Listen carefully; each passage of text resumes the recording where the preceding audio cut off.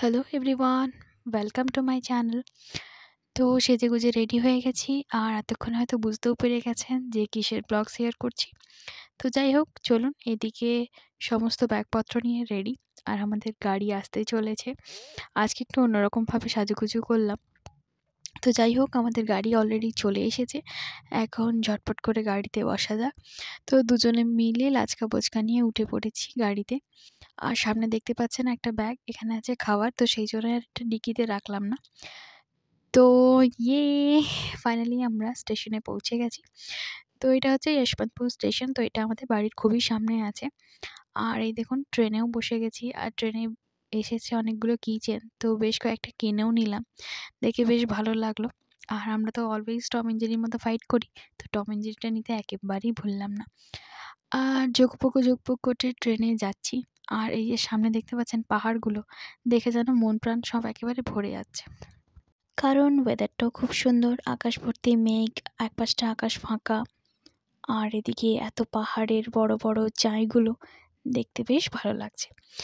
তো অনেকটা পথ চলে এসেছি, এখন ঘড়ির কাঁটায় প্রায় বিকেল 4:30টার মতো বাজে। আর জানেন তো, এই ধরনের কিচেনওয়ালা কিন্তু অনেকগুলোই আসলো। তো ভাবলাম যে এর কাছেও বেশ কিউট কিউট ছিল, তো এর কাছ থেকেও একটা কিনে নিই। তো এর কাছ থেকেও কিনে নিলাম একটা টেডিওয়ালা কিচেন, যেটা কিনা আমার অনেক দিন ধরেই কেনার খুব ইচ্ছা ছিল। তো ফাইনালি আমরা এখন খেতে বসে পড়েছি। ভীষণ খিদে পাচ্ছিল, আর ট্রেন চললেই তো খিদে পায়, স্বাভাবিক। তো সেই জন্য শাশুড়ি মা টিফিন প্যাক করে দিয়েছে বেশ সুন্দর সুন্দর পরোটা আর একটা তরকারি।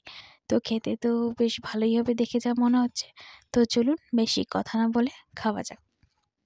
আর জানেন তো, ট্রেনে বেশ ভালো মন্দ খাবার উঠছিল ঠিকই, কিন্তু ঘরে থেকে যেহেতু এত সুন্দর টেস্টি টেস্টি খাবার নিয়ে এসেছি, তো প্রশ্নই ওঠে না ট্রেনের খাবার খাওয়ার। তো ফাইনালি আমরা ভোরবেলা 4টা মতো বাজে, আর ট্রেন আমাদের হাজির হয়ে গেছে ডেস্টিনেশনে। তো এখন আমরা একটু একটু করে রওনা দিচ্ছি, কারণ প্রচণ্ড পরিমাণে খিদে পেয়েছে। তো ফার্স্টে একটু ফ্রেশ হয়ে নেব ওয়েটিং রুমে। তো এখন ওয়েটিং রুমে আমরা চলেও এসেছি। তো বেশ খানিকক্ষণ বসে ফ্রেশ হয়ে এরপরে সকালে ব্রেকফাস্টটা ভাবছি খেয়ে নেওয়া যাক। তো সেই জন্য চলে এসেছি এখানে ইডলি বড়া, আর একটু চা খাবো ভাবলাম, কারণ ঠান্ডা লাগছে গলাটা একটু। চা দিয়ে একটু গলাটা ভেজাবো। তো চাটা খেয়ে ব্রেকফাস্ট সেরে চলে এলাম বাস স্ট্যান্ডে। বাকি ভিডিও পরে আসছে, ওয়েট করে থাকবেন কিন্তু। আজকের মতো টাটা।